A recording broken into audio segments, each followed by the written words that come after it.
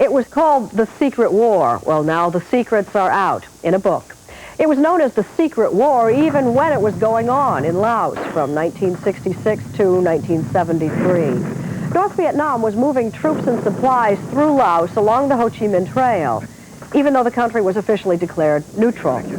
What was not known at the time was the extent of the American air war in trying to cut the supply route. The CIA quietly recruited a cadre of battle-ready pilots and sent them into Laos with false credentials and civilian clothes. They were known as the Ravens. The Ravens were the forward air controllers whose rockets marked enemy positions with smoke bombs, revealing them as ready targets for the Laotian Air Force and for U.S. planes darting in from Vietnam. More bombs were dropped in this secret war in Laos than over Germany in World War II. The story of the Ravens and the Secret War is told in detail in a new book, The Ravens, whose author is Christopher Robbins, who joins us this morning. Given that it was sort of an open secret, what kind of secrets do you reveal, perhaps for the first time, in your book, The Ravens? Well, they're reclassifying a lot of material today, which is strange. It was an open secret in as much everybody knew the war was going on, but nobody knew the extent of it. Nobody knew just how big the war was. And you could go as a journalist to Vientiane, the capital of Laos, and have a feeling that you were in some paradise. You didn't hear the bombs go off, but up the road there was this incredible action going on. I wonder how many of the Ravens themselves knew the extent of the Secret War. Well, I don't think anybody knew quite how big it was before they went. It went on the grapevine. People knew there was a lot of war in Laos, but nobody knew the extent of it. Craig Morrison was one, a Raven, and joins us this morning. Craig, did you know the extent of the Secret War at the time you were pursuing it? When I went over there, when I left Vietnam to go to Laos, I did not. By the time I left, I had a pretty good idea of the extent of that. We're looking at Craig Morrison, circa what, 19... Put the picture up so Craig can take a look at himself. What year was that? Yeah. That was 1969 at Pleiku in the central highlands of Vietnam. What was your cover?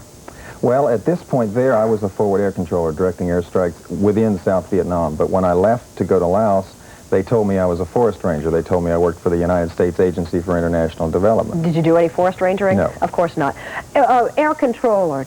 You were in the air flying. Correct. What? What are you flying? You're flying basically a small single-engine propeller-driven aircraft. You have fighter experience, so you know how the fighters operate. You've been to the Air Commando School in Florida, so you know how the ground troops operate. And you're directing the airstrikes onto the enemy positions. You're flying lower? Lower, slower. And slower? Correct. And they don't drop the bombs from the fighter planes without your signal. Absolutely. And the enemy knows this. The enemy knows this. If they shoot you down, then the airstrike is over. If they shoot one of the 4 fighters or 8 fighters down, the fighter strike or the airstrike continues. There were 120 of you. 25% of you didn't make it back. That's right. That's a pretty dangerous mission. It turned out to be quite dangerous. To what degree was the mission accomplished? Well, the war was lost, so I suppose the mission wasn't accomplished, but in terms of supporting the Hmong, the mountain men who were fighting the North Vietnamese who had invaded Laos, I suppose the Ravens kept the enemy back and forth for 10 years, a decade. So there you were doing your job, and you're wearing Right. some bars on your lapel. That's a silver star? Yes.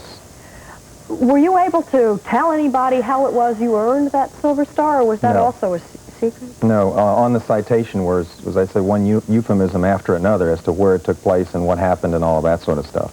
You, right before we went on the air, you said something about, I heard a lot of hostility. Then or now you're talking a lot of hostility. There was hostility then, now it's more sadness. The United States offered to help these people in Laos drive out the North Vietnamese that had invaded their country. And when the war was over, we packed up and came home, and we left them, and they were good people, and they lost a tremendous number of people. We lost a lot of Ravens. We came home. At best, we were met with indifference, and at worst, sometimes hostility about having been a fighter pilot and having gone to Southeast Asia and done what we had done in good faith. And it was tough to come back. Your bottom line, does it have a message for us today?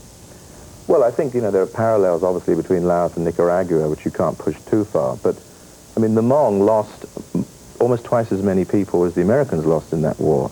And as there are very few of them, it's like America lost 48 million people in the war, with everybody else being forced to go south and live in Mexico as refugees. So the price was incredible. I suppose the message is, whatever you do, you have to take it through and follow through and stay with it to the end. And at the very end, you can't just pull out and abandon the people who are there as your allies. What a story. Excuse me, history. History. Thank you. You're welcome. And we'll be back after this.